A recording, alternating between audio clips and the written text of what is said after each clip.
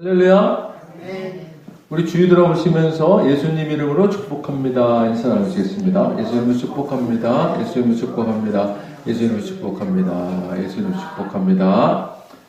오늘은 마태복음 5장 43절, 44절을 중심으로 원수를 미워하라 대 원수를 사랑하라 이와 같은 제목으로 말씀의 은혜를 나누고자 합니다. 사랑하는 여러분, 원수를 미워해야 합니까? 사랑해야 합니까? 참 난감한 질문하십니다. 그렇죠? 원수를 미워하는 마음이 실제 우리 속에 있는 솔직한 마음 같은데, 그래서 미워한다고, 그렇다고 대답하자니 뭔가 불편하고 찜찜한, 그렇다고 원수를 사랑합니다 라고 하는 것은 들은 지식으로는 그렇게 해야 하는 것으로 알고 있지만 이것 또한 너무나 가식적이고 솔직하지 못한 표현 같아서 그래서 이러지도 저러지도 못하고 쉽게 대답할 수 없는 질문입니다. 원수란 표준 국어 대사전에서는 원한이 맺힐 정도로 자기에게 해를 끼친 사람이나 집단이라고 설명합니다.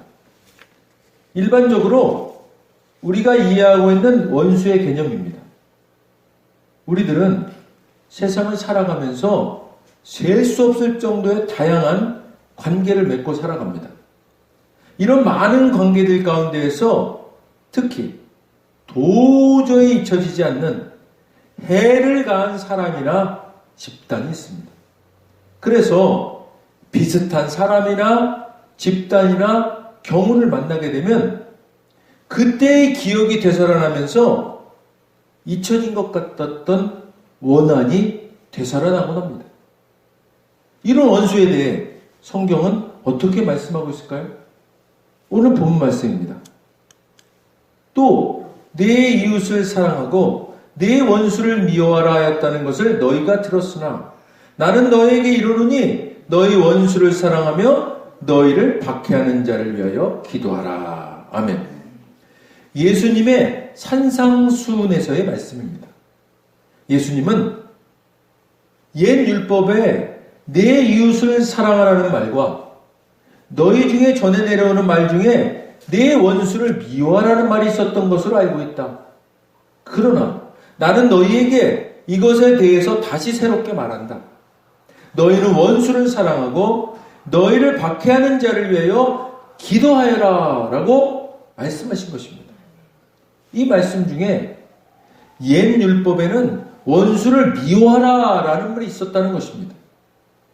옛 율법에서의 원수란 유대인 쿰난 공동체의 생활을 통해서 보면 그들은 하나님이 선택하신 자들, 그 공동체 안의 사람들은 사랑하고 외부인들은 미워하라고 가르쳤다는 것입니다.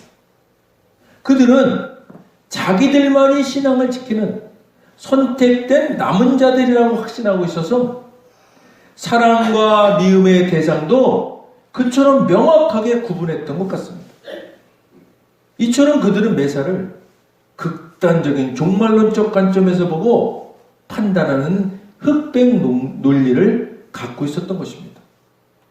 옛 율법에서의 이웃 사랑도 또한 레위기 19장 18절에 원수를 갚지 말며 동포를 원망하지 말며 내 이웃 사랑하기를 네 자신과 같이 사랑하라. 나는 여호와이니라. 아멘. 이 말씀에서 인용한 것으로 그 범위는 이방인이 아니라 주로 선택된 선민으로 자처하는 이스라엘 내부인들만으로 해석되는 것이었습니다. 이런 생각들은 당시의 일반적인 유대인 사회 전체에 퍼져 있는 흐름이었습니다.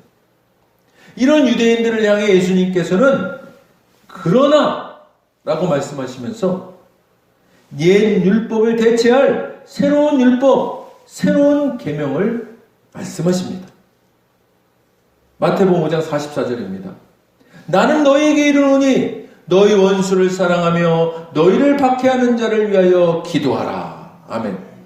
예수님께서는 당시의 유대인들이 갖고 있던 선민으로서의 자기들끼리만의 사랑과 할례와 율법을 지키지 않는 이방인들은 원수로 여기고 원수를 미워하라 라는 그들만의 일반적인 윤리를 인정하지 않으셨던 것입니다.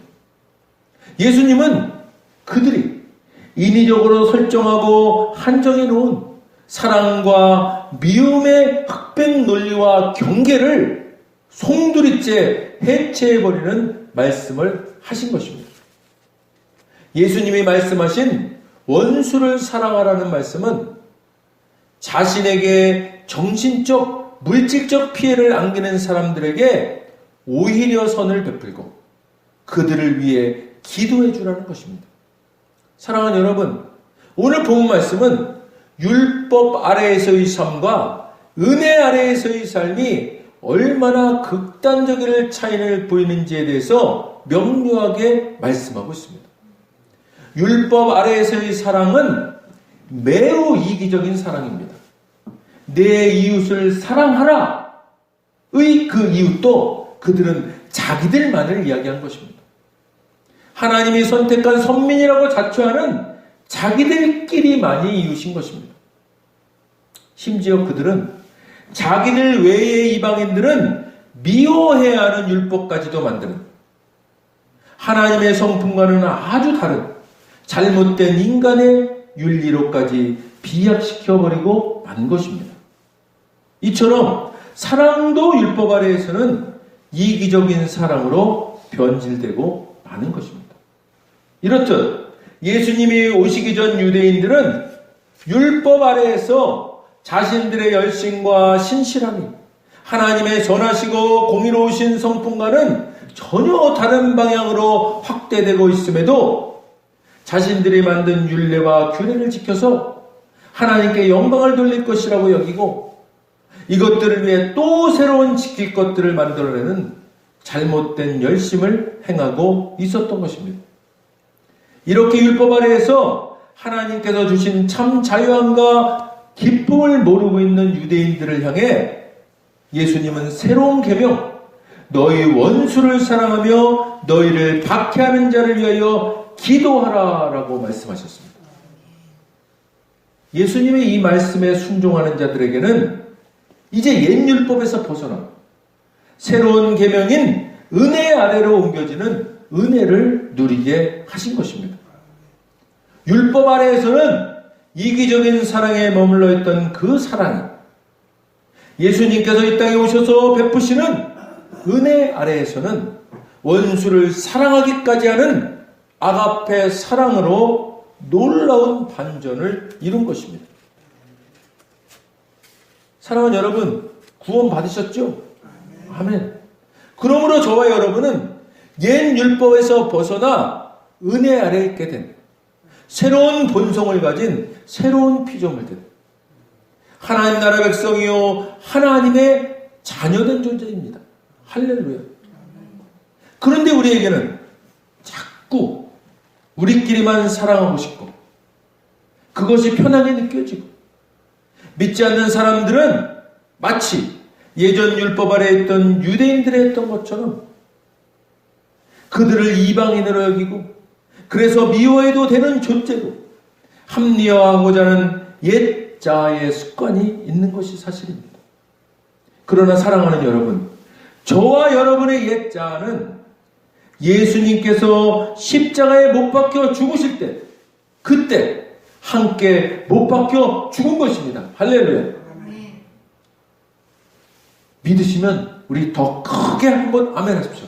아멘. 이제 저와 여러분은 예수님께서 부활하실 때 새 생명을 받은 새로운 피조물이 된 것입니다. 이제 우리는 예수님의 그 십자가 은혜, 그 한량없는 은혜 아래에 있는 것입니다. 율법 아래에서 은혜 아래로 옮겨진 사랑은 어떻게 변했다고 말씀드렸습니까? 율법 아래에서는 이기적이었던 사랑이 은혜 아래에서는 원수까지도 사랑할 수 있는 아가페 사랑으로 변했지 않았습니까? 사랑하는 여러분, 저나 여러분이나 아직도 믿는 우리끼리만 사랑하는 것이 좋고 편하고, 믿지 않는 사람들은 사랑하기가 힘들고 불편해서 우리끼리 사랑에만 머물러 있다면, 또한 원수라고 여겨지는 사람이나 집단을 아직도 미워하고 있다면, 우리는 옛자로 위장한 사단의 공격을 받고 있는 것입니다.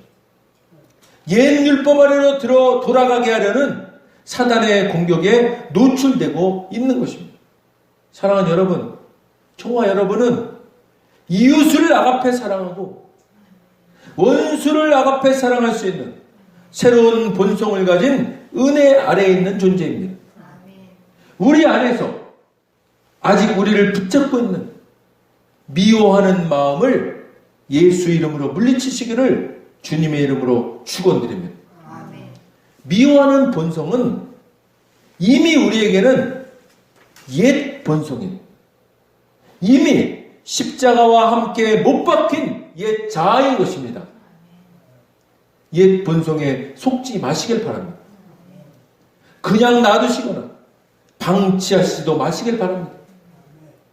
우리 안에 계신 성령님, 도움을 요청하시고 성령님과 동행하시면 이루실 수 있습니다.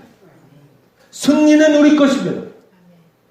우리는 원수까지도 사랑할 수 있는, 원수를 위해 기도할 수 있는 새로운 본성을 가진 은혜 아래 있는 것입니다.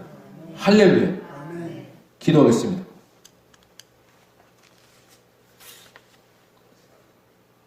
하나님,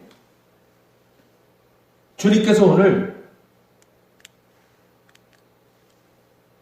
우리가 원수를 사랑할 수 있는 그런 은혜 아래에 있는 존재 되었음을 다시 한 번 또 확신시켜 주시니 아버지 감사드립니다.